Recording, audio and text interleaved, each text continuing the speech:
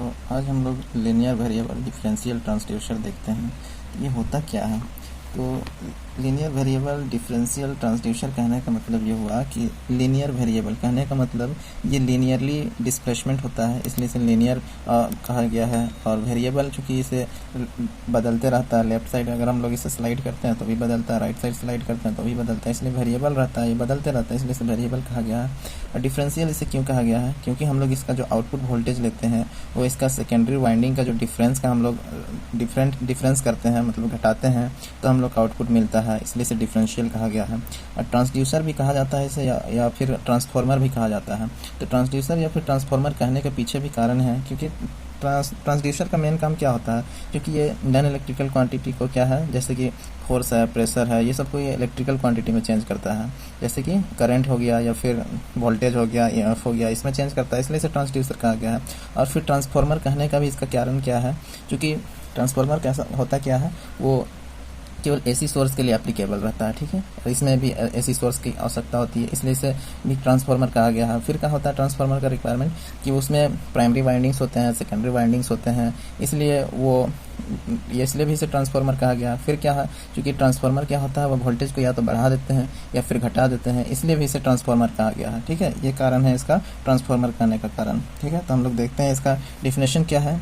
The linear transducer is a type of electrical transformer used for measuring linear displacement। ये क्योंकि transducer क्या है, ये खास कर इसे क्यों यूज किया जाता है, क्योंकि ये लीनियर डिस्प्लेसमेंट को मेजर करने के लिए यूज किया जाता है। यही है लीनियर ट्रांसड्यूसर हम लोग का, ठीक है।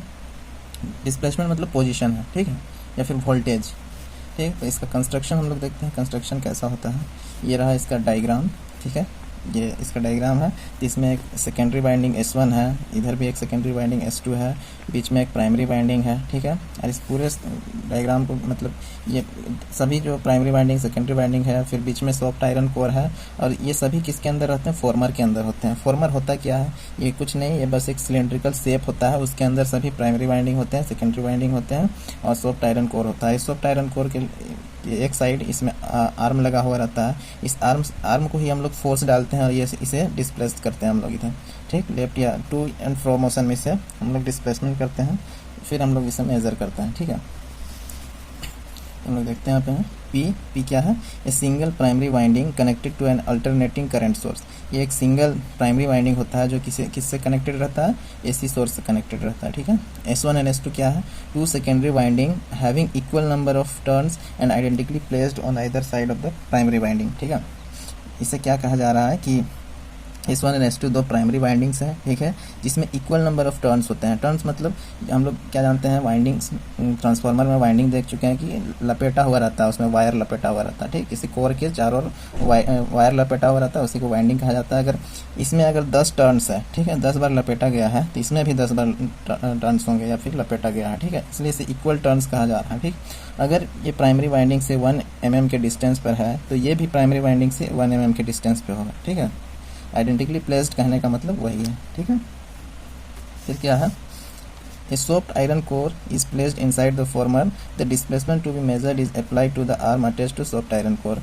एक सॉफ्ट आयरन कोर क्या होता है कि बीच में रखा हुआ रहता है, उसके एक साइड में आर्म लगा हुआ रहता है, उससे हम लोग जब डिस्प्लेस करते हैं तो उसी के थ्रू हम लोग मेजर करते हैं कि कितना डिस्प्लेसमेंट हुआ, ठीक है। आगे देखते हैं इसका वर्किंग। तो वर्किंग क्या है, when primary winding excited by AC source, this produces an electromagnetic field which induces alternating current voltage and into secondary windings। इसका कहने का क्या मतलब हुआ कि जब भी हम लोग प्राइमरी वाइंडिंग में एसी सोर्स सप्लाई करते हैं तो क्या होता है, एक इलेक्ट्रोमैग्नेटिक फील्ड प्रोड्यूस कर देता है, ठीक है। और जिससे क्या होता है कि हम लोग पढ़ चुके हैं, प्रीवियस क्लासेस में पढ़ चुके हैं हम लोग, म्यूचुअल इंडक्शन या फिर इंडक्शन, जितने भी हम लोग इंडक्शन पढ़े हैं, उस इंडक्शन के थ्रू ये दोनों सेकेंडरी वाइंडिंग में भी EMF प्रोड्यूस हो जाता है, ठीक है। चूँकि हम लोग जानते हैं कि एसी सोर्स कैसा होता है, और साइनोसॉइडल रहता है, ठीक है, मतलब साइन का ग्राफ फॉलो करता है, ठीक है। तो आगे देखते हैं, the output voltage is the difference of the voltage in two winding. हम लोग आउटपुट वोल्टेज कैसे लेते हैं, सेकेंडरी वाइंडिंग के डिफरेंस से हम लोग आउटपुट वोल्टेज लेते हैं, इसलिए इसे डिफरेंशियल कहा गया है, ठीक है।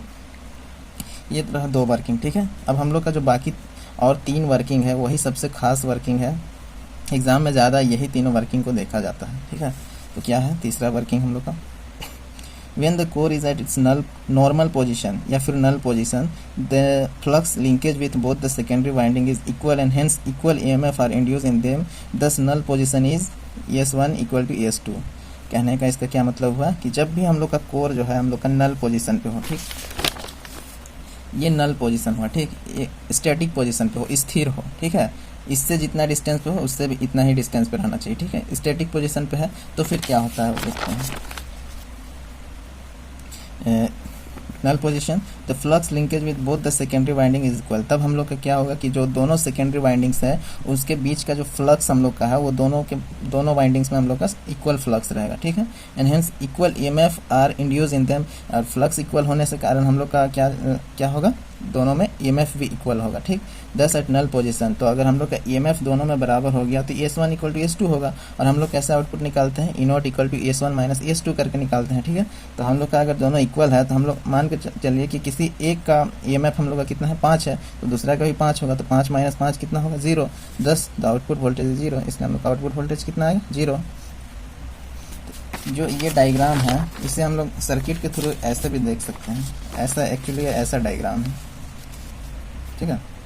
यहाँ पे प्राइमरी ऐसी सोर्स है, फिर यहाँ पे प्राइमरी वाइंडिंग है, ये दोनों सेकेंडरी वाइंडिंग है, सेकेंडरी वाइंडिंग S1 और सेकेंडरी वाइंडिंग S2 है, यहाँ पे कोर है, वहाँ पे आर्म है, ये डिस्प्लेसमेंट होता है, इस तरह से उसका डायग्राम है, ये एक सर्किट डायग्राम है, ठीक है।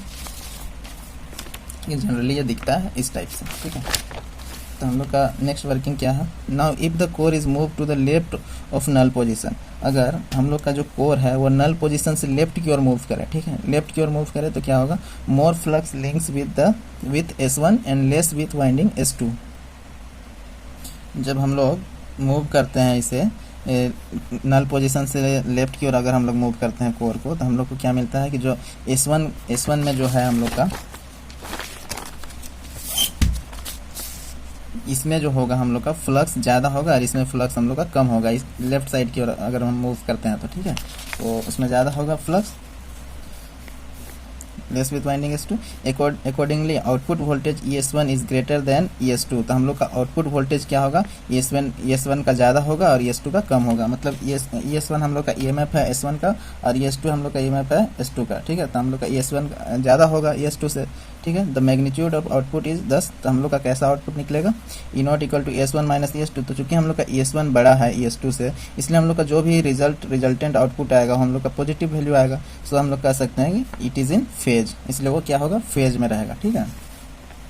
उसी तरह similarly when the core is move to the right of the null position ES2 will be more than ES1, thus the output voltage is that is, अगर हम लोग क्या करते हैं कि कोर को नल पोजीशन से राइट की ओर मूव करते हैं, ठीक है, तो हम लोग का क्या होता है कि हम लोग का जो वाइंडिंग S2 है उसका फ्लक्स ज़्यादा होगा ES1 से, तो हम लोग का EMF ES2 ज़्यादा हो जाएगा EMF ES1 से, ठीक है, तो हम लोग का रिजल्टेंट आउटपुट क्या मिलेगा, E0 equal to ES1 minus ES2 होगा, तो इसमें हम लोग क्या मिला कि ES2 हम लोग का ज़्यादा है, तो हम लोग का जो वैल्यू आएगा वो नेगेटिव वैल्यू आएगा, ठीक है। तो हम लोग का जो फेज होगा अभी 180 का हो जाएगा, जो 180 out of phase with primary voltage, हम लोग का प्राइमरी वोल्टेज के साथ कितना फेज बन रहा है, 180 डिग्री का फेज बन रहा है, ठीक है।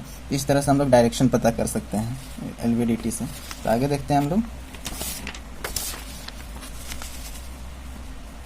the amount of voltage change in either secondary winding is proportional to the amount of movement of the core, hence we have an indication of amount of linear motion. By noticing whether output voltage is increase or decrease, we can determine the direction of motion. हम लोग को क्या देखें कि secondary winding में जितना ज़्यादा हम लोग का चेंजेस आ रहा है, सेकेंडरी वाइंडिंग के वोल्टेज में जितना ज़्यादा चेंजेस आ रहा है उतना ही अमाउंट में हम लोग का डिस्प्लेसमेंट हो रहा है कोर का, ठीक है।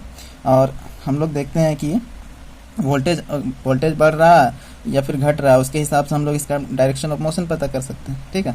तब हम लोग देखते हैं इसका एडवांटेज क्या क्या है LVDT का, ठीक है। Linearity is good up to 5 mm of displacement, इसका जो लीनियर डिस्प्लेसमेंट होता है वो 5 mm का डिस्प्लेसमेंट होता है, ठीक है, जो कि बहुत ही अच्छा डिस्प्लेसमेंट है। It has low power consumption which is less than about 1 वाट, इसका पावर कंजम्पशन भी बहुत कम होता है, जो कि 1 वाट से भी कम होता है, ठीक है। इट इज़ फ्रिक्शनलेस डिवाइस, ये एक फ्रिक्शनलेस डिवाइस होता है, किसी भी तरह की इसमें फ्रिक्शन नहीं होता है। It is smaller in size, ये साइज में भी बहुत छोटा होता है, इसलिए और भी सुविधा के लिए बहुत ही अच्छा है ये। It has lower hysteresis loss, इसमें हिस्टेरेसिस लॉस भी बहुत ही कम होता है, इसलिए अच्छा है ये LVDT। तो आई होप आप लोगों को समझ में आ गया होगा। LVDT एग्ज़ाम के दृष्टिकोण से भी ये बहुत ही इंपॉर्टेंट है। Thank you.